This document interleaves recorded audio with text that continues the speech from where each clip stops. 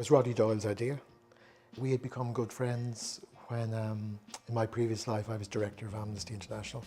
We were talking about the absence of creative writing opportunities for children in Ireland, and then more particularly, he was in the States. He was on a book reading tour, I think, and he dropped into this centre that was established by a friend of his, a guy called Dave Eggers.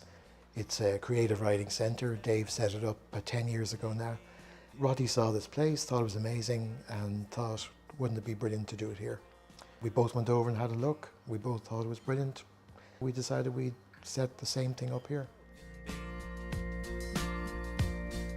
When we started, we thought, we'll set this up. We've no idea if it's going to work, if there'll be any interest, and we'll set it up and we'll run for 2 years and see what's the response. We discovered it almost instantly. We opened in January 2009. We were swamped from day one, both with volunteers and with people wanting to come as students to write.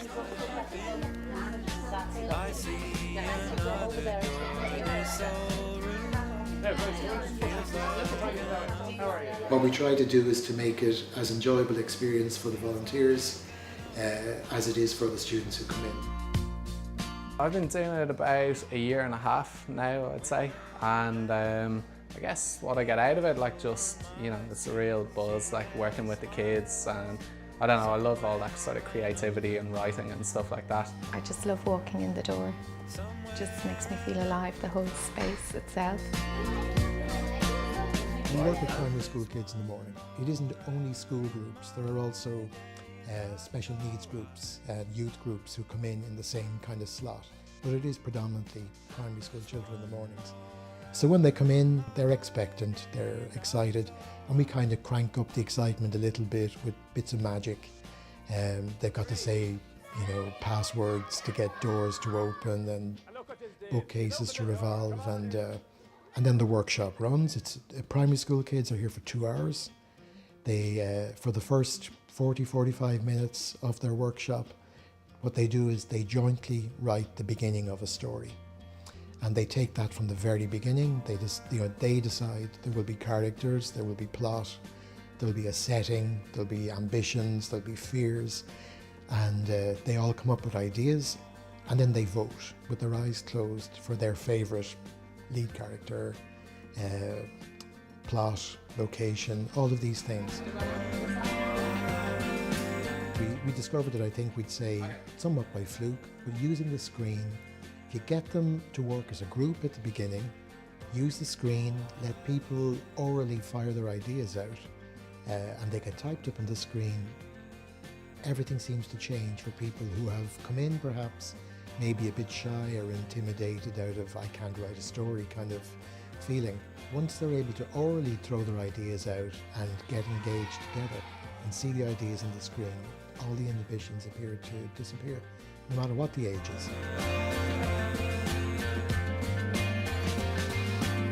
Once the ball is rolling, which usually takes, 40 minutes, 45 minutes, and the children have all participated in getting the story started, they then move down to tables and they individually take that story 25, 30 different directions for the next hour. I mean, it's a magical experience.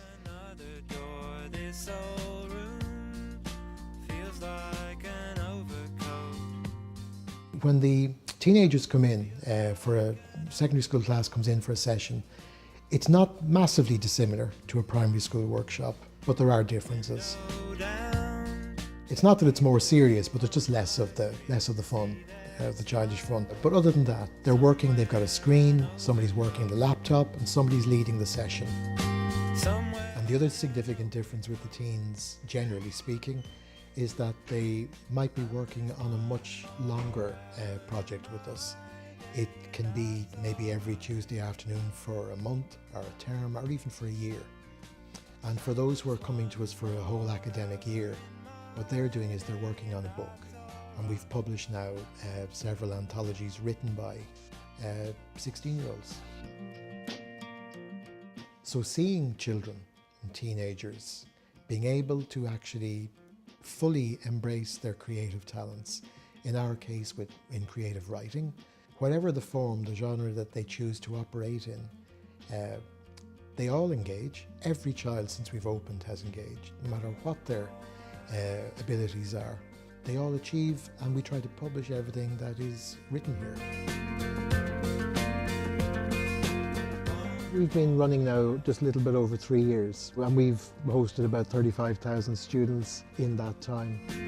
We're also looking at opening or being part of the development of centres in Africa. Irish Aid asked us to do that, so we're doing that at the moment. We've been out scouting in South Africa and Zambia.